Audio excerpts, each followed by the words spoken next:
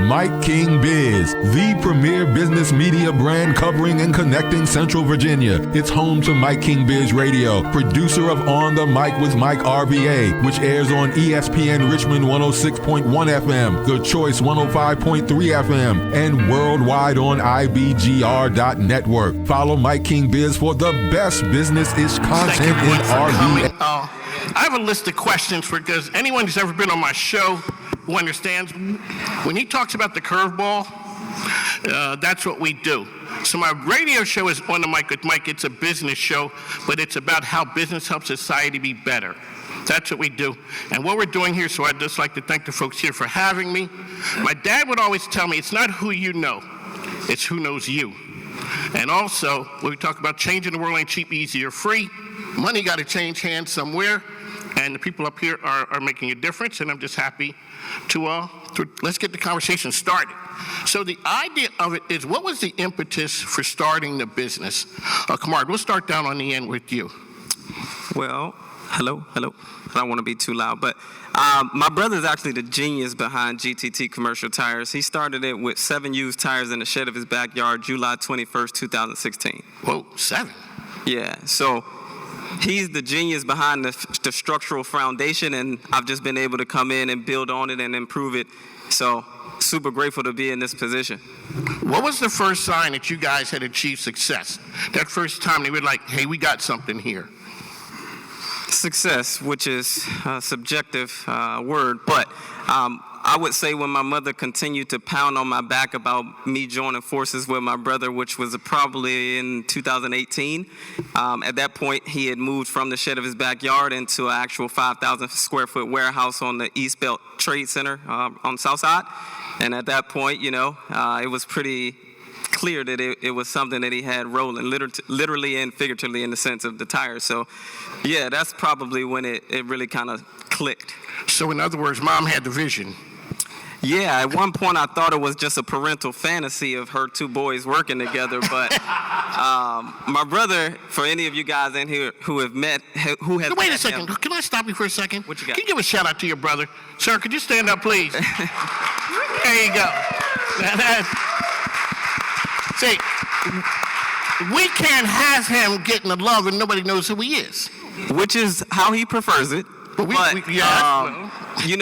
he's not the talkative one between the two of us, but I didn't know for sure if it was something that he was open to. My brother and I are 12 years apart, so of course, as you can imagine, we have a lot of differences, and so growing up, we didn't really grow up together. And one day I finally buckled down and went to the warehouse to see what he actually had going on and talked to him with a bunch of ideas as the little brother who has never changed a tire on his own vehicle, let alone ran a business before. And to my surprise, he was extremely open to everything that I thought we should do if we were to go into business. But the biggest thing was to figure out how we would coexist when there are differences in the sense of which direction we should go. And again, we figured out a way to be able to do that. And so the biggest piece for me in terms of my version of success is the fact that I've been able to be in business with my brother for over 4 years now, which I know is something that, is difficult, challenging. But for me, that's the biggest takeaway for being a part of GTT Commercial Tires. One of the things I talk to a lot of people every day, I hear the buzz on the street. And the buzz on the street was Summit Human Capital. I kept hearing that name and didn't know what you guys did. And then I meet you, and so let's talk about getting the idea of starting the business, because I first met you when we were over at the Jack Daly event. That's right. So tell us a little bit about that, and also when you thought that you had something good. Yes, well, there's how much time do we have, Mike? They got me on a short leash. Well, first off, I'd like to thank the YPO and EO organization for hosting this event tonight and putting this together. And huge congratulations again to all the Inc. 5000 awardees. It is such an honor just to be on the stage with you two and to be in this company. And I think about this, and there's 28 million companies in America. 28 million companies registered in America. And to be part of that 5,000 it's such an honor. And it is so important what we're all doing together, and it's so critical that we build each other up. And I believe that's what tonight is about. But how did this idea get off the ground? For any of those who are in the workforce solutions industry, I'm sure there's some in this room tonight. many of us may have stumbled into the industry, and probably most of us fell in love with it because of the people component.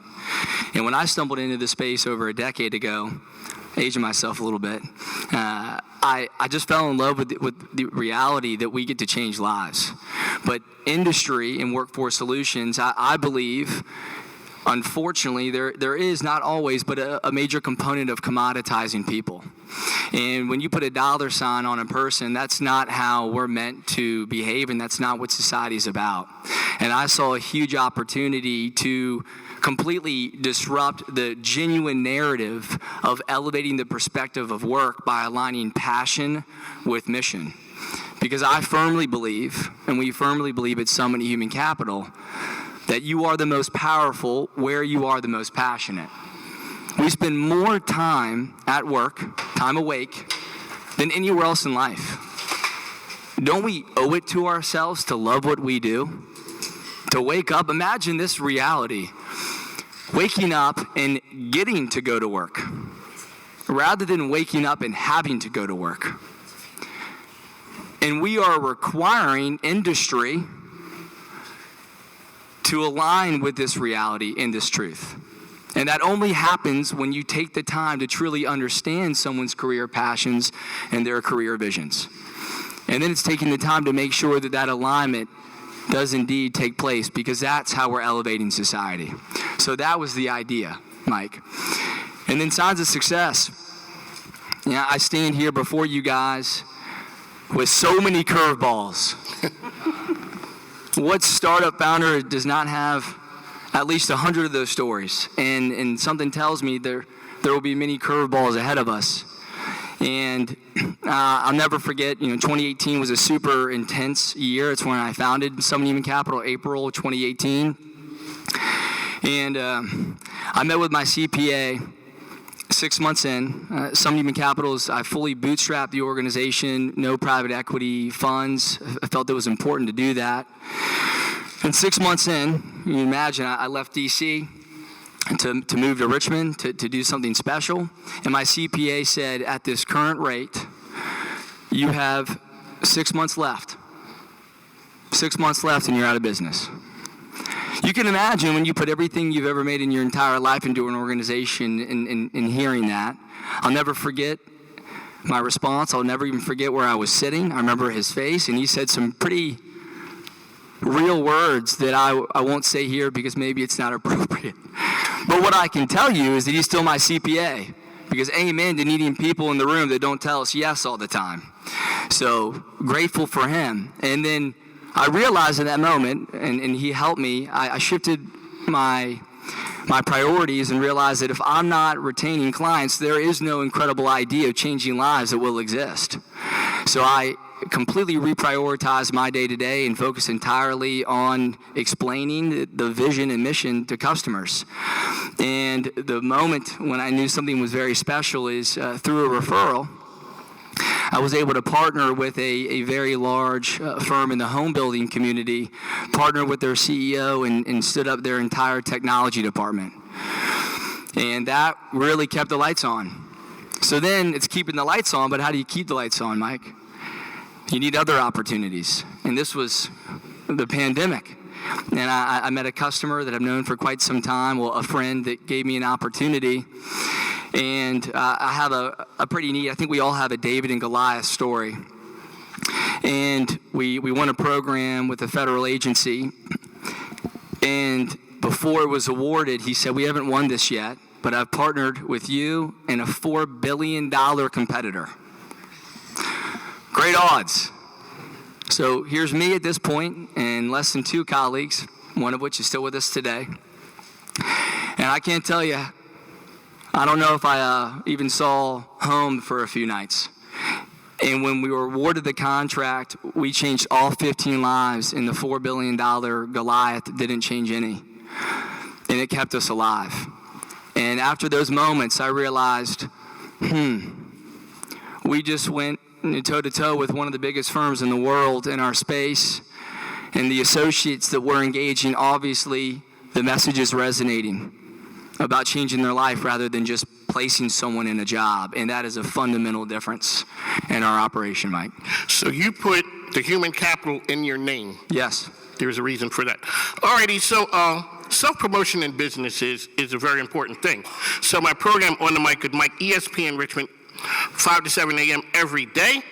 I meet a lot of people, and people say, oh, you're everywhere, and there's a lot of buzz in the streets, but it's nothing compared to Sassy Jones. I get those emails that say, hey, girl. Yes. We saying hey girl all the time. Yes, you do. Okay, so it's creating buzz. Let's talk about the idea of starting the business and when you knew something clicked that early on to say, we might have something here. Yeah. So my story is one of a renegade, right? I wasn't a very good employee at all. I don't know how many of us can relate to that, but I was continually fired from really, really good jobs like Verizon, like 6-figure jobs. And I just kept creating my own rules that didn't align with the company, and then found myself out of a job 30 days before I was to close on a home. So that wasn't fun, but it continued to happen. And instead of trying to figure out like what was wrong with me, I looked deeper and like, what does this mean? What's right about me? So for me, it looked like, okay, well, maybe you're not a rule follower. Maybe you're a rule breaker. Maybe you lean into that and figure out how you can make that work for you.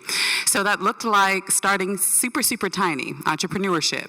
So I wanted a low cost to entry, not a thing that was like clothes. I just wanted something one size fits all, so I started out with accessories. I wasn't a designer yet at all, so I just bought from China wholesale, and I would sell it to my girlfriends. And for me, what my first sign of success looked like was my very first trade show. So I set up a table actually at the Raceway in Richmond. And this was like my first time showing up as a business owner. But if you remember your first time, right? Not that first time, but your first time showing up as a business owner. I just remember my knees were so wobbly. And I was so afraid. And I was so like, how dare you, girl? Where's the audacity coming from? Who do you think you are, right?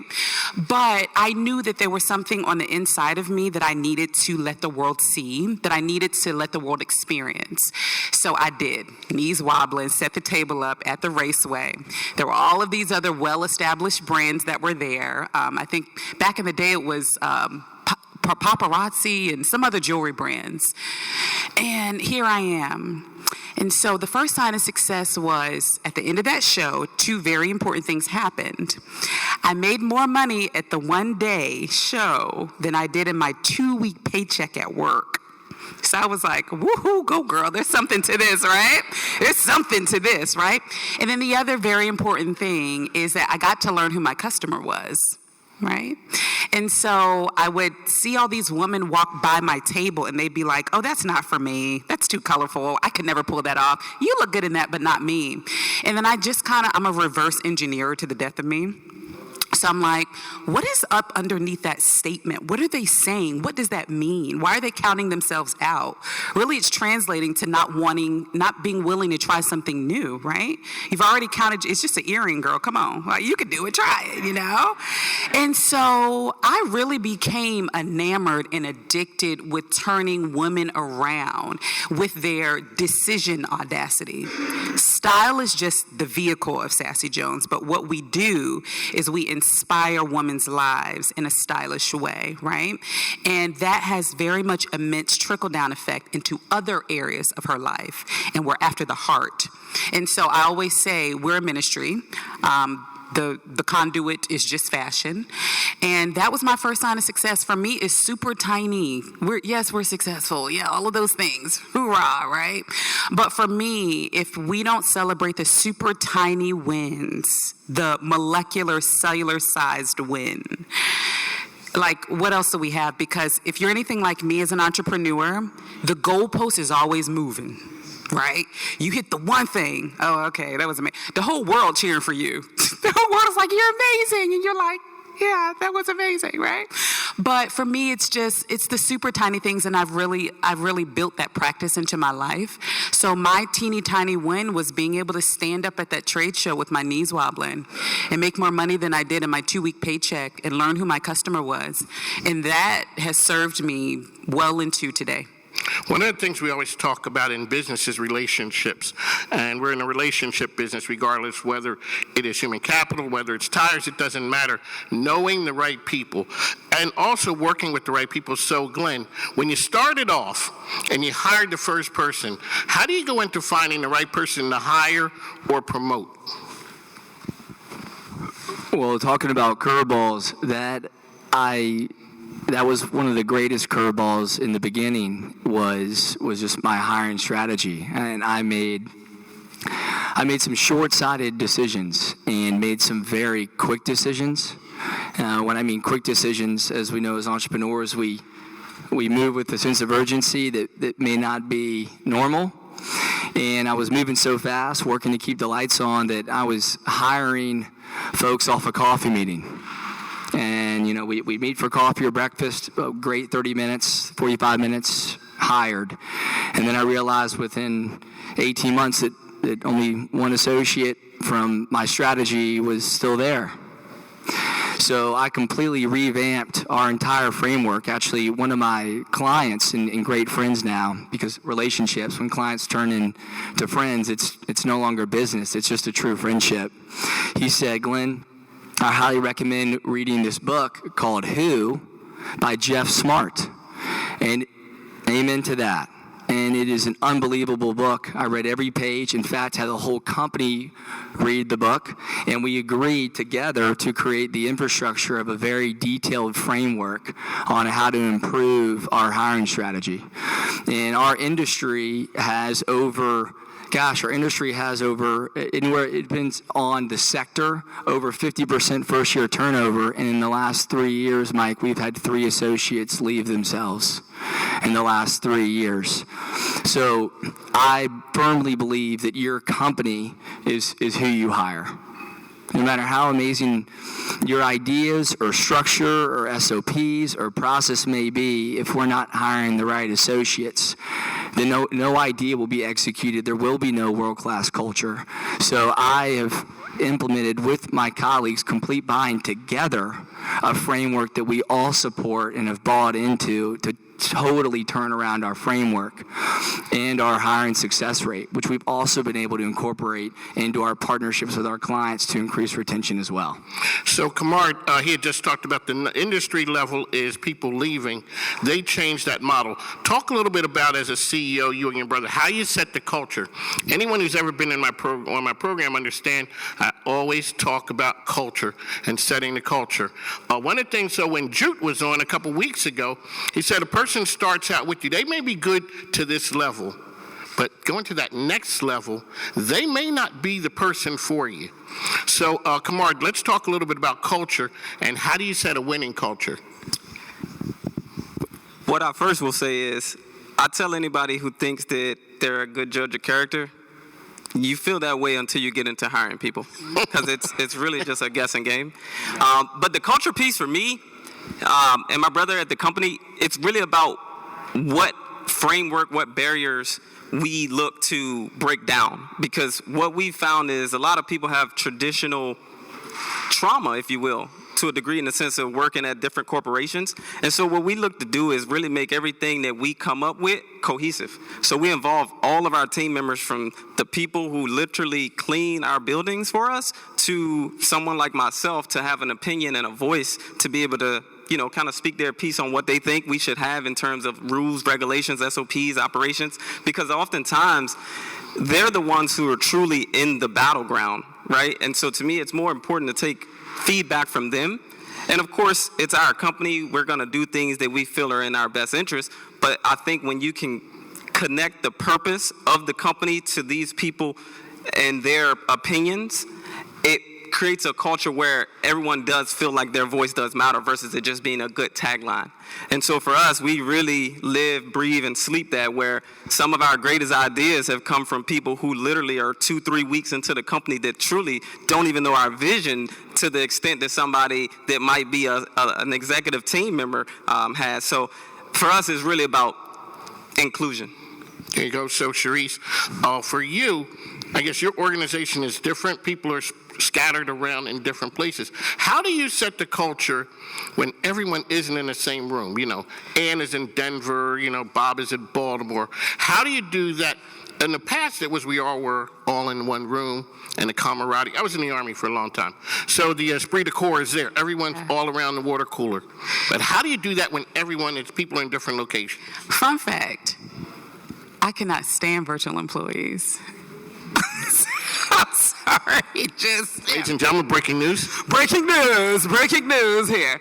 So that was a curveball for me after COVID, because that was the very first time that I had to deal and manage and experience people just with their green light on their computer. Are you working? Are you not? What are you doing, right? So for our organization, all of our team members are actually here, with the exception of one. It just happened to be that way, right? But culturally, in Sassy Jones, we adapt what we call a celebration culture. And we celebrate absolutely everything. From the last time I spoke, you probably can gander that, right? And so for us, it's the teeny tiny wins. Like each day we'll get together and do what we call a celebration circle. So in the huddle, that looks like everyone goes around, depending on what team you're on, and you just spit out a win, right? And then we'll have some silly song like Juvenile, Back That Ass Up, right?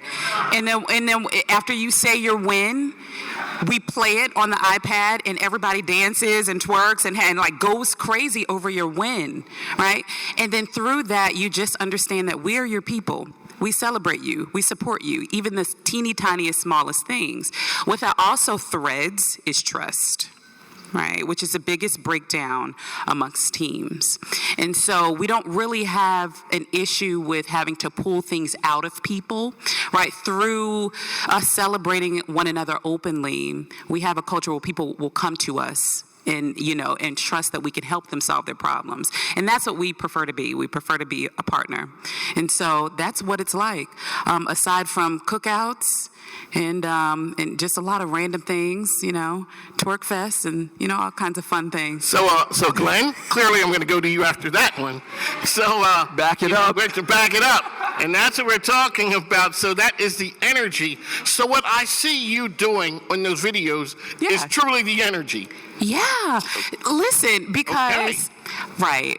What you experience if you follow Sassy Jones or if you're familiar with the brand, that is who we are, that is our ethos, that is how we exist, that's who we be, right? And so, yeah, that runs all the way from me to Ernie, right? The other really important thing is that there's a lot of family that works in Sassy Jones, which can be an interesting dynamic. My husband is the president of our company, okay? Right? He's been the president for the last 4 years. My best friend is our marketing director. My cousin is our ops director, right? So that gets hella weird if you don't have, I can imagine. If you don't have tight processes and if you don't treat everyone equal. Also, my mother, I took her from her job and she was the shortest tenured employee at Sassy Jones. Yeah, she lasted a good 31 days before she quit. Okay, ladies and gentlemen, hold on a second. So how does that conversation go? You know, here's the bottom line. If you work with family in your business, there cannot be any nepotism. You have to treat everyone the same, right? And so for my mother and I, that dynamic it just couldn't work. But for my husband and I, he has to stay in his lane. I have to stay in my lane in order for us to thrive together. Also, I have to accept that my life's work, part of it is Sassy Jones. We're going to talk about it at the dinner table. I don't believe in balance at all. I believe in harmony, where all things work together and they cohesively exist, right? I understand that I work way more than I'm in the floor with my twin boys. I understand that I work way more than I spend time with my girlfriends, right? And it wasn't until I became okay with that eradicated most of the mom guilt, most of the stress of trying to put everything in a box. It's just like, this is us, here we are, and embrace it. There you go. These are award winners right here, and it is a very big thing. So Inc. 5000. Kamar, let's start with you. Let's talk a little bit about mentorship and being on the list right here. When we put out the credentials are, hey, that's great. People come to you and say, hey, will you mentor me? What's that conversation like? I'm a generally helpful guy in nature, and so anything that I can do to be of service to any human being, I'm going to jump at the opportunity to do so. Obviously, I have a responsibility to the company, and so I do now find myself working on prioritizing my time better. However, my faults are my faults. And so for me, the mentorship is something that is extremely fulfilling for me, especially to the youth. So I love those opportunities. Those conversations go as simple as this. I give them my card and I say, that's the same number that my wife and my mom calls me on, and you can get a hold of me at any time. So I make myself available to anybody that finds me to be somebody that they can potentially benefit from. So to me, it's just an honor that anybody even sees me in that light. So Glenn, same question for you. Let's talk about the dynamic of being a mentor and then being a mentee. Mike, before I answer that question, if we have time, I got to address the culture piece. There you go. I can't tell you I could spend 5 hours with you guys. I get super fired up about culture. Since I founded this company in April, every single quarter we run a quarterly kickoff, and on the first slide we say your culture is your brand, where everyone takes turns reciting our mission and our vision statement. And here's what's really interesting.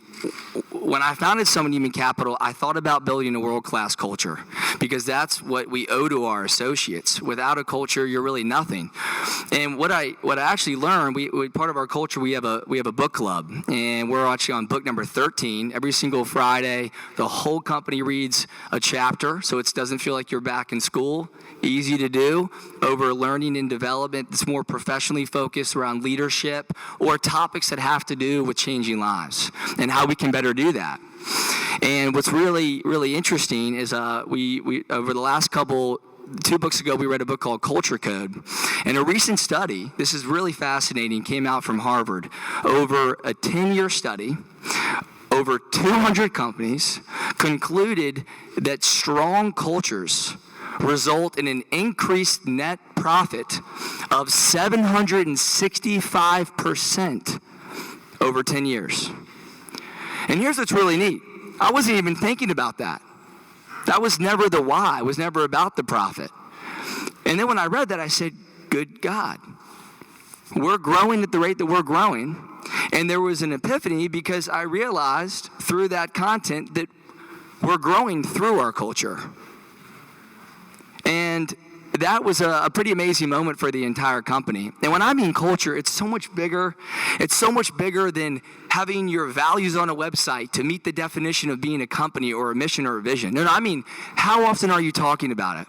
Are your colleagues talking about it? Can every single one of your associates meet with a customer and say, we are here and we exist to change lives by aligning career passion to client mission? Who cares if I can say it? Everyone's got to be preaching this when we're on the streets. We're talking about our key core values: honesty, openness, respect, effort, excellence, fun. And we talk about them relentlessly. In fact, I kid you not, our key core values are literally our North Star. They are our GPS. In fact, we make crucial decisions. In fact, we had a really tough decision about a year ago, and we were really excited to open up operations in another state, hire one of the most impressive associates in the history of any profile I've ever seen. I actually couldn't even believe how much she's accomplished. And key core values within the first 4 weeks were jeopardized. And we believe in grace. We believe in grace to an extent. We created an opportunity to address the key core value that was jeopardized, and then it was jeopardized again. So then I thought, wow, we just made a huge company announcement. We're opening up a new state, and here we are. One of the most impressive people on paper I've ever seen in my life. And I said, what would our key core values do? And that was a pretty short tenure.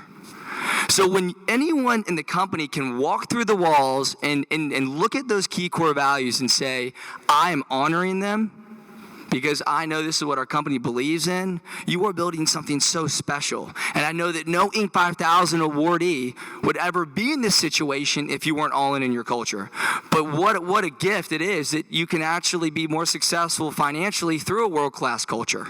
Not at the expense of your culture, because high-growth companies often forget about the culture and it becomes all about hyper-growth. It's got to be through it. So I get super fired up about culture. We talk about it relentlessly. I have an hourglass on every associate's desk in our DC and Richmond office. And every day I'm in the office, I go to every associate and I flip the glass and I say, time is the most important asset you'll ever have in your life. What are you going to do with it? Every time someone does something special, sets a meeting, or changes someone's life, they ring the bell. The entire company goes up and gives them a high five. Talk about celebrating the small victories. Vendors walk into our office and say, can I apply? Are you just doing this because I'm here? It's every time someone walks in. So I had to approach that. It's just too important to somebody in capital, and I firmly believe it's too important to any company in the world to advance incredible missions that need to be advanced. So it hits home too much, Mike. I'm glad you brought that up. One of the great parts about this is I talked to a lot of people. Our friend Sam Stone is here tonight, and he says, and it's an idea that I got from my parents, you don't want to do business, so when you see someone, he said his dad told him that you don't have to run at Regency Mall. That's because you didn't do business the right way. Yep. You did not want to see that person. That says something about the culture of an organization. Sharice, let's talk about mentoring. People see you. There are a ton of people who are out there in your space. Help me get to where you are. Yeah. So I get that a lot. I'm sure. Yeah, and I will jump on a 15-minute Zoom call, but listen, I believe in humongous energy budgeting, right? And so, just like you touched on, there is a responsibility that we have to our company. And so, I don't mind that. Last year, actually 2 years ago, I started something called Grace Over Grind. And so it's a mentoring camp where I'll invite 10 women from all across the globe, wherever they are, into our warehouse. It's open book, it's open P&L. It's like, here's how we do what we do. Here are the systems that we use. It's back end everything, right? And the thing goes crazy every year whenever I have the energy to do it. But that's my way of giving back. And those women, we still have calls, and I'll help them. And a lot of them are in my industry. And I got to tell you something, how that came about was back in 2018, it took me a while to actually come to this. I met Michelle Obama, but not in a real way, but she had a tour and I was one of the ones waiting in line, right? And so I got to shake her hand. And I had this Grace Over Grind idea on my heart. And I wasn't ready to pull the trigger. You ever have an idea, you're just I'm just not ready, right? And so the confirmation for me, she told me, she said, be sure to take people along with you, right? And I'm like, this lady don't know me. She don't know what I'm dealing with, what I'm going through, what ideas I want to birth. But for me, that was a confirmation to actually start to do Grace Over Grind. She was kind of like the catalyst for me. But you want to say something? No, go ahead. Floor's yours. Well, the other way around. Me being a mentee has been huge for me. My mentor goes by the name of Lamar Tyler. He is huge in the e-com space and paid traffic space. And he kind of helped me get the elevator up a little bit. The talent was there, the raw everything was there. But he taught me the things that I didn't know. And we all need that cyclically. And so, yeah, huge proponent. Very quickly, what was it when you met him? Did it go off right away that this was a person that you could learn from? Or did it take a little bit of time? No. You knew? I knew. Listen, when I went, I'm a huge believer in energy, right? And so when I went to his conference for the first time, I heard Mike Michalowicz speak at his conference. That book changed my life. Profit First. But when I went to his conference, I had such an energetic movement. I just knew. I was like, I want to learn from you. And so, yeah, it was just that simple for me. As time is winding down, I come from a long line of preachers. My sister's a preacher, my cousins, so I always say I'd be remiss. I don't know, for whatever reason, I just love that saying. I'd be remiss if I did not ask you guys, tell the audience something that some words of wisdom, that when somebody meets you and they go, oh, you're that guy, You're that woman right there. People meet you and then all of a sudden they realize who you are. Give some words of wisdom to help a person get to that point. Kamar, we'll start with you. I'm an extremely optimistic person if you've ever talked with me or met me, and so what I would say is, despite whatever battles you may be facing right now in business or that will come in business, to me, the biggest thing that we can do is continue to fight to push forward, because to me, the biggest thing in business is staying in business. That's a huge feat. I don't think that piece is celebrated enough. You know, we definitely get these awards and we're sitting on this stage and it's great. And super thanks to EO and Greg for putting this together and allowing me to be able to speak to you guys today. But to me, I think that that's the biggest takeaway, is that it's supposed to be difficult. There will be challenges. Like, every day is not going to be a straight line. Things are not going to just go exactly according to plan. But when that happens, don't allow that to steal your energy, derail the plans. Maybe we need to make a pivot, but we got to continue to push forward and, you know, just look to be that forward driving progress in our business, even when things that we've planned for may not give us that. Glenn, very quickly, I'll tell everybody some words of wisdom. Well, I'm definitely noticing a theme of energy and enthusiasm on this podium, which I'm very much so appreciating. I would say, when your mission of a company is greater than anything else in the organization, your prospects or your customers will feel that. And when every associate in your company feels a certain way about not being able to offer their product or service, as long as it truly solves a problem, because of the mission and the importance of what's being provided, that becomes so much greater than any deal being closed at all. So that would be topic number one, is that your mission has to be greater than anything else in the organization, that everyone has to be bought in. And then secondly, the last topic, Mike, is that you just can't do it alone. You can't do it alone, and it's so important, no matter where you are and what age, no matter where you are in your entrepreneurial journey, is that you have to recognize opportunities in the organization that maybe you can't fill yourself because of perhaps weaknesses you may innately have. And people can say mitigate weaknesses, but we also need to focus on the strengths that we're blessed with. And heavy is the head who wears the crown, and an incredible partnership of colleagues and also outside partners are so critical. Even if you look at the dollar signs, one of the biggest decisions I made is I hired a fractional CFO. You talked about mentorship. I saw Tony Robbins conference, spent more on 3 days of development than I ever thought I would imagine.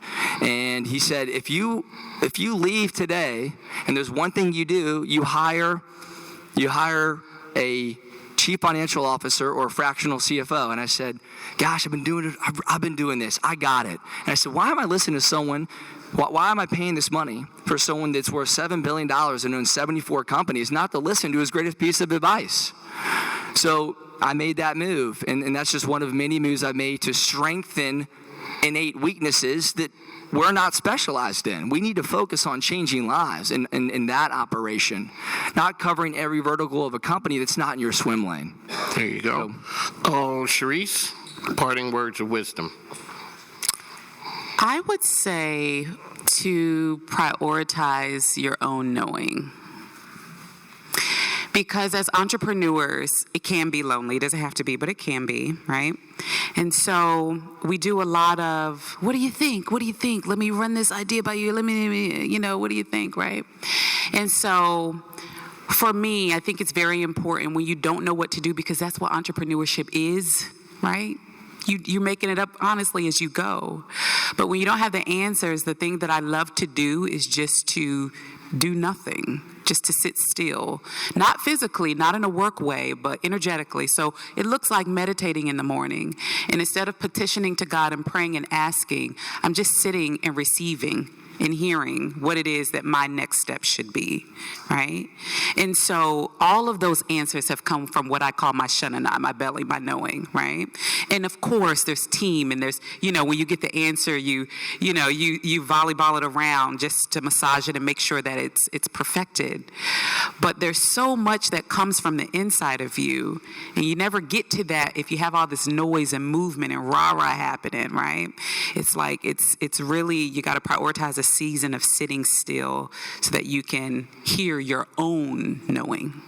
There you go. So I'd like to thank everyone. I got to take a minute right now to say thanks to Greg. Sometimes people don't understand my business. I don't work for the radio stations. I buy airtime. I'm a customer. So my wife says I have a job that I pay them at the end of the week. That's a crazy business model. It truly is, but it allows me to do the things and talk to the people who make a difference in the world. And I have great sponsors. Dean Francis is in the room. But we talk about going and doing something that's different, you finding your own way and making a difference. So when Greg says, hey, would you come and moderate? So that's the business model that I have. So if you have a nonprofit who's out there who needs help, that's what we do every single day, because the sponsors and advertisers that I have, they get it, that business can help society be better. And I see the folks over there standing there like, okay, time to give up the mic.